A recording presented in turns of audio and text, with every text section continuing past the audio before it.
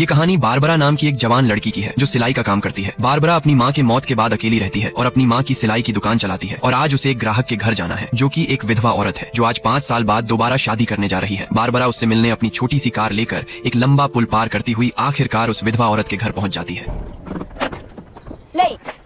उस औरत का नाम है ग्रेस जो आज शादी कर रही है। ग्रेस ने बारबरा को अपनी शादी की ड्रेस पर बटन लगाने का काम सौंपा है, जिसके बाद बारबरा तुरंत अपना काम करने लग जाती है और ग्रेस लगातार बड़बड़ा रही होती है और बारबरा को देर से आने के लिए बुरा भला सुनाने लगती है और कहती है कि तुम्हारी माँ एकदम सही टाइम पर काम किया करती थी लेकिन तुम एकदम लापरवाह हो और आगे ग्रेस के लगातार हिलने डुलने की वजह से बटन लगभग वेंटिलेशन छेद में गिर जाता है और जब बारबरा उसे उठाने की कोशिश कर रही होती है तो ग्रेस फिर से उस पर चिल्लाना शुरू करती है। अब क्योंकि बारबरा के पास एक्स्ट्रा बटन नहीं था इसलिए ग्रेस उसे जितनी जल्दी हो सके दूसरा बटन ले आने के लिए कहती है।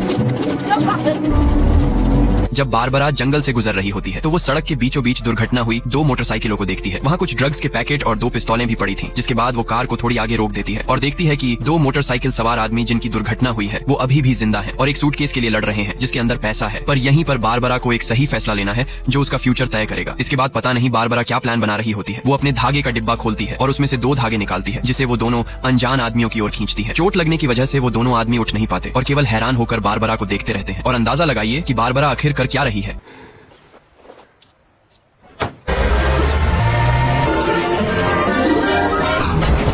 बारबरा दोनों आदमियों के पिस्तौलों को धागे से बांधकर एक दूसरे को गोली मरवा देती है, जिसके बाद वो वापस आकर उस सूटकेस को ले लेती है, जिससे हमें यही पता चलता है कि बारबरा एक हाई आईक्यू वाली जीनियस लड़की है, क्योंकि एक साधारण लड़की के लिए इस तरह का सटीक प्लान बनाना लगभग नामुमकिन है। इसके बाद जैसे ही बारबरा थोड़ी दूर जाती है तभी उसे याद आता है कि धागा अभी भी बंधा हुआ है और एक सुई टूटकर धागे से अलग हो गई है। बारबरा तुरंत अपनी सुई लेने के लिए वापस आती है, क्योंकि अगर वो ऐसा नहीं करती है तो वो पुलिस को उस तक पहुंचाने वाला सबूत बन सकता है। वो जब वहां पहुंचती है तो सुई मिल जाती है जो हेलमेट पहने हुए आदमी के हाथ में फंसी हुई थी, लेकिन जल्दबाजी में बारबरा फिर से अपनी सुई खो देती है।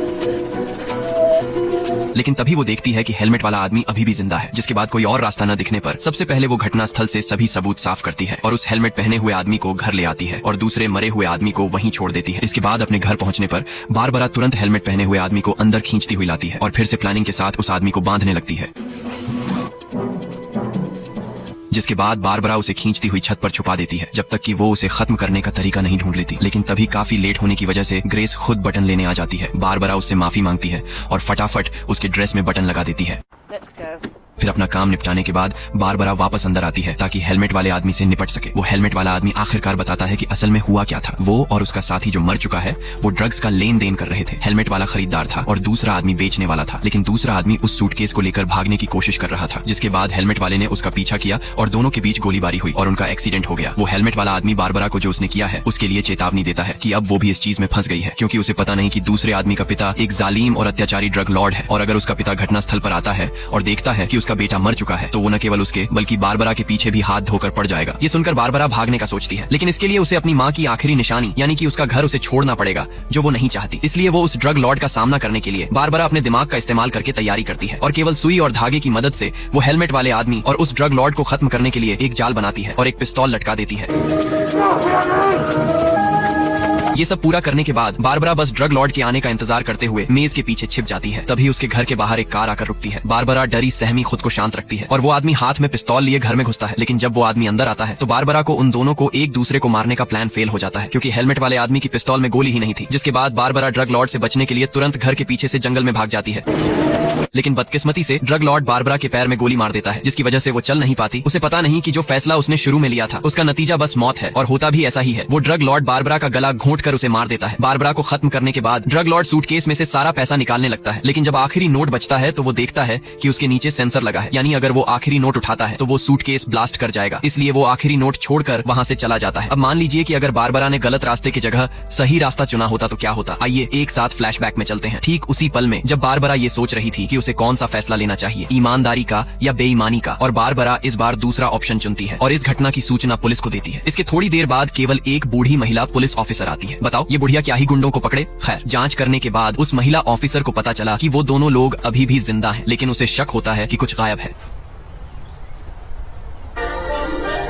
इसके बाद वो बारबरा के पास आती है और उसे कार का बोनट खोलने के लिए कहती है, लेकिन उसे वहाँ कुछ नहीं मिलता। फिर वो कार के पीछे वाली डिक्की से एक पैसे से भरा हुआ सूटकेस बरामद करती है। नतीजा, बारबरा अब पुलिस स्टेशन में है, उन्हीं 2 अजनबियों के साथ जिनका एक्सीडेंट हुआ था। इसके बाद जब वो महिला ऑफिसर पूछती है कि वहाँ क्या हुआ था, तो दूसरा आदमी जवाब देता है कि ये जरूरी नहीं है, जरूरी ये है कि उसके जालिम पिता के यहाँ आने से पहले उन सभी को यहाँ से निकल जाना चाहिए। लेकिन वो उसकी चेतावनी को नजरअंदाज करती है और ग्रेस और उसके मंगेतर की शादी पर ज्यादा ध्यान देती है, जो ठीक बगल के कमरे में हो रही है, और उसे ही उनकी शादी रजिस्टर करनी है, इसलिए वो पहले शादी रजिस्टर करने चली जाती है। बारबरा को अब पता चलता है कि वो बच नहीं पाएगी, इसलिए वो भागने का तरीका सोचने लगती है, और तभी उसकी नजर मेज पर रखी हथकड़ी की चाबी पर जाती है, और यहीं पर वो अपने दिमाग का इस्तेमाल करती है और उस हेलमेट वाले आदमी से मेज पर रखी चाबी तक पहुंचने के लिए मदद मांगती है, और फिर से अपने सुई धागे की बॉक्स को खोलकर कुछ प्लान करने लगती है। खुद ही देख लो। सब कुछ होने के बाद वो हेलमेट वाले आदमी बारबरा को अपनी बेल्ट और जूते का फीता देता है जो उसने मांगा था, ताकि वो उस चाबी को उसमें फंसा सके। इसके बाद कई बार कोशिश करने के बाद हेलमेट वाला आदमी आखिरकार बेल्ट को चाबी के पास फेंकने में कामयाब हो जाता है, और अब बारबरा की बारी है। हाँ, बारबरा एक ही बार में सुई से सही निशाना लगाती है, जिसके बाद वो हेलमेट वाला आदमी धीरे धीरे उसे अपनी ओर खींचने लगता है। आप लोगों को क्या लग रहा है वो कामयाब हो पाएंगे? उसी समय बगल के कमरे में ग्रेस, जो अपनी ड्रेस से जूझ रही होती है, क्योंकि बारबरा ने जल्दबाजी में बटन सही से नहीं लगाया था, और ग्रेस ने उसे जैसे तैसे सेफ्टी पिन की मदद से अटका रखा था, लेकिन वो पिन के बार बार चुभने की वजह से खुद ही हंगामा करने लगती है। तभी उस महिला ऑफिसर को बारबरा याद आती है, जो बगल के कमरे में है, जिसके पास उसने सुई धागे का बॉक्स देखा था, और इस तरफ का सीन खुद देख लो।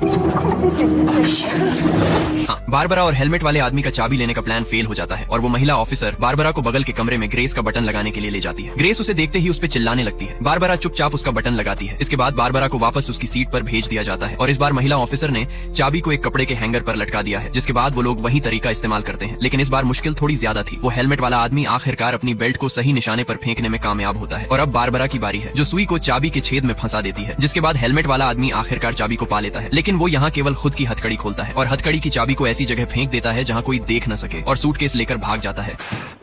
हार न मानते हुए बारबरा भागने का एक और प्लान बनाती है, और इस बार वो पास में रखे सीसीटीवी कैमरे के तार का इस्तेमाल करती है, और उस तार को एक्सटेंशन बोर्ड से जोड़ने की कोशिश करती है। लेकिन ठीक उसी वक्त बाहर एक कार आकर रुकती है, यानी ड्रग लॉर्ड आ चुका है, और वो सबसे पहले दूसरे रूम में जाता है। तभी वो महिला ऑफिसर उस पर गुस्सा हो जाती है और अपना पिस्तौल निकालने लगती है, और आगे हाँ, वो ड्रग लॉर्ड उसे मार देता है, जिसके बाद वो सीधे बगल के कमरे में जाता है और अपने बेटे को हथकड़ी में बंधा हुआ पाता है। और जब ड्रग लॉर्ड बारबरा को मारने वाला ही होता है, अचानक वो महिला ऑफिसर आ जाती है, जो कि अभी भी जिंदा थी। वो बारबरा को इशारा करती है और जल्दी से सीसीटीवी के तार को प्लग में डालती है, जिसके बाद बारबरा ड्रग लॉर्ड को बिजली का झटका देती है, लेकिन ड्रग लॉर्ड के पिस्तौल से गोली चल जाती है, और इस बार ईमानदारी का रास्ता चुनने के बावजूद भी बारबरा की मौत हो जाती है। अब जरा मान लीजिए कि बारबरा ने एक और रास्ता चुना, और इस बार उसने चुना कि वो दूसरों के मामलों में दखल नहीं देगी और चुपचाप वहाँ से चली जाएगी। जिसके बाद वो बटन लेने घर पहुँचती है, लेकिन तभी उसे एक ख्याल आता है कि वो सिलाई का काम करके कितना ही पैसे कमा लेगी। जिसके बाद बारबरा एक आखिरी फैसला लेती है कि वो पैसे से भरा सूटकेस लेकर दोनों अजनबियों को खत्म कर देगी, ताकि कोई गवाह ही न रहे। लेकिन बदकिस्मती से बारबरा खुद ही गवाह बन जाती है, क्योंकि ड्रग लॉर्ड पहले पहुंचकर उस हेलमेट वाले आदमी को मार देता है, जिसे देखकर बारबरा तुरंत वहां से भागने लगती है। थोड़ी देर बाद बारबरा एक रेस्टोरेंट में आ जाती है, लेकिन तभी वो देखती है कि बाप और बेटे उसी रेस्टोरेंट में आ टपकते हैं। बारबरा को लगता है कि वो तुरंत मारी जाएगी। वो ड्रग लॉर्ड भी उसके पास आकर बैठ जाता है, और बारबरा के पास सुई धागे का बॉक्स देखकर अपने बेटे का घाव को सिलने में मदद करने के लिए कहता है। जिसके बाद बारबरा उसे लेकर रेस्टोरेंट के बाथरूम में आ जाती है, और जब बारबरा उसका घाव सील रही होती है, तो वो लड़का बारबरा को अपने बाप के बारे में बताता है, जो दूसरों के लिए ही जालिम नहीं है, बल्कि अपने बेटे के लिए भी उतना ही जालिम है, और उसके इसी रवैये की वजह से आसपास के लोग उससे नफरत करते हैं, और वो खुद अपने बाप से गहरी नफरत करता है। बारबरा को उसकी बात सुनकर उस पर दया आती है, जिसके बाद वो उसे एक लाल धागा पकड़ने के लिए कहती है, क्योंकि उसके पास एक प्लान है जो उस लड़के को अपने बाप के चंगुल से आजाद करवा सकता है। बारबरा अपना प्लान समझाने और उसका घाव सिलने के बाद बाथरूम से बाहर आती है। इसके बाद वो ड्रग लॉर्ड बारबरा से पूछता है कि वो क्यों भाग रही थी। बारबरा कहती है कि वो डर गई थी। फिर वो ड्रग लॉर्ड अपने बेटे की लापरवाही पर चिल्लाने लगता है, और इसी बीच बारबरा अपना जाल बिछा रही होती है और उस लड़के के हाथ में रखे लाल धागे को खींचती है और उस ड्रग लॉर्ड के पिस्तौल पर लपेट देती है। फिर बारबरा एक नीला धागा निकालती है और अपना बॉक्स खोलकर यो यो हनी सिंह के गाने बजाती है और नाचने लग जाती है। वो ये सब केवल ड्रग लॉर्ड का ध्यान भटकाने के लिए कर रही होती है, और नीले धागे को अलग अलग जगह से लपेट देती है। जिसके बाद बारबरा उस लड़के को नीला धागा भी पकड़ा देती है, लेकिन उसी समय ग्रेस वहाँ आ जाती है, जो काफी गुस्से में थी, और बारबरा को जल्दी से बटन लगाने के लिए कहती है, और बारबरा को बटन लगाने के लिए तुरंत बाहर ले आती है। अंदर वो ड्रग लॉर्ड अपना जालिम रूप दिखाना शुरू करता है और अपने बेटे को एक बहुत ही मुश्किल फैसला लेने के लिए मजबूर करता है कि या तो वो बारबरा को अपने हाथों से मार डाले या चाकू से खुद को मार डाले। इधर बाहर ग्रेस का काम निपटाने के बाद बारबरा उस लड़के को इशारा देती है और आगे